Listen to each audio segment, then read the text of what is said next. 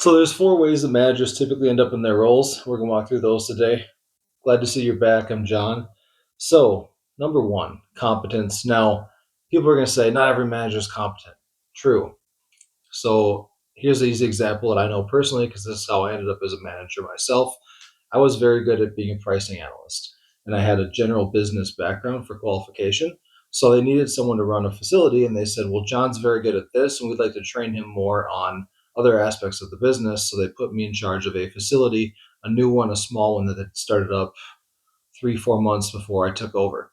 And they said, "Here, learn the processes, grow this up, and get everything in order."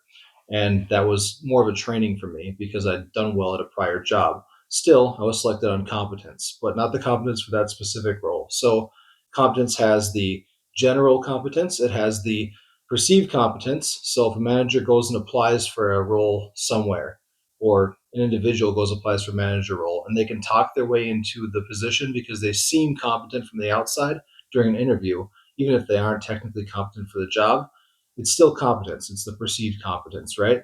There's obviously the competence of, okay, well, you've done this job well. You were a supervisor or you were the top individual in your team, and therefore we know you can do the job. So you become the manager when the time comes.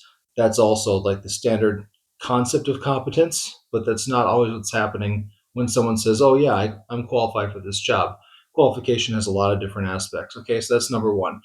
Number two, you've got seniority and attrition. So this is probably the second most common reason people end up as managers is they're the last person standing when no one else is around to take that role. So they've been there 9 years in their team. Everyone else has been bounced out or left for other jobs over time, and they're the last man standing. And they've got 9 years in. Everyone else around them has got one or two, and they're like, "Hey, my turn." So that's very, very common.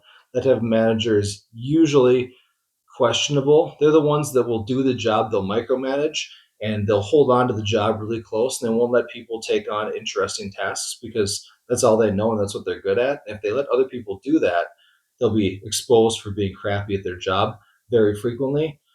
At times, you'll find people that are very good in any of these categories, really. But as a general rule, people that make it up through attrition over time are more likely to be the worst managers. I'd say even worse than nepotism hires. So, number three, people that have a technical qualification. So there are a bunch of specialty fields where if you get like a PhD and you have some unique qualification, okay, cool. Well, that qualifies you to be a manager by default, whether it's a regulatory requirement or whether they're looking for someone that has the authority to actually go out and speak on behalf of a company in a management role.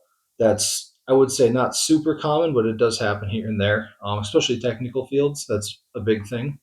And the fourth reason you'll find, four, three, yeah. The fourth reason you'll find people getting into management is nepotism. Now, I did a video on nepotism. I'll link that below.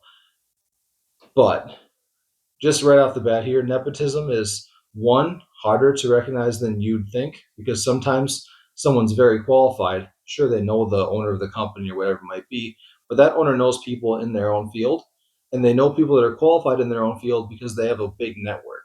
So just because they got hired because somebody knew them doesn't mean they were a nepotism hire. So again, take a look at my other video link below, but nepotism happens basically in two ways. It's I know this person, I like them, and therefore I hired them. And then I know this person's good because I know them personally and I can vouch for them, and therefore I hired them. So nepotism hires are kind of up in the air, but that's, I'd say, the least common reason people get hired. Now, it's slightly more common in management than it is at the lower levels. And the reason for that is people know people of their own stature. So it's less likely that a business owner is going to know somebody who is like an entry level person coming out of high school or college and hire them in versus they're going to know someone who's managing in their field already. So those are your four reasons. You've got competence, attrition, seniority, technical qualification, nepotism. That's how people get into management typically. Anything outside of that would kind of fall within those four categories broadly. So, like, comment. I'd like to know below what you think the actual order is in terms of most frequent reason people get hired into management. I put them in order that I believe happens, and I've seen some stats that kind of support my theory here, but I'd like to see what the general perception is. So hit me below. Thanks for tuning in here, and catch you in the next video.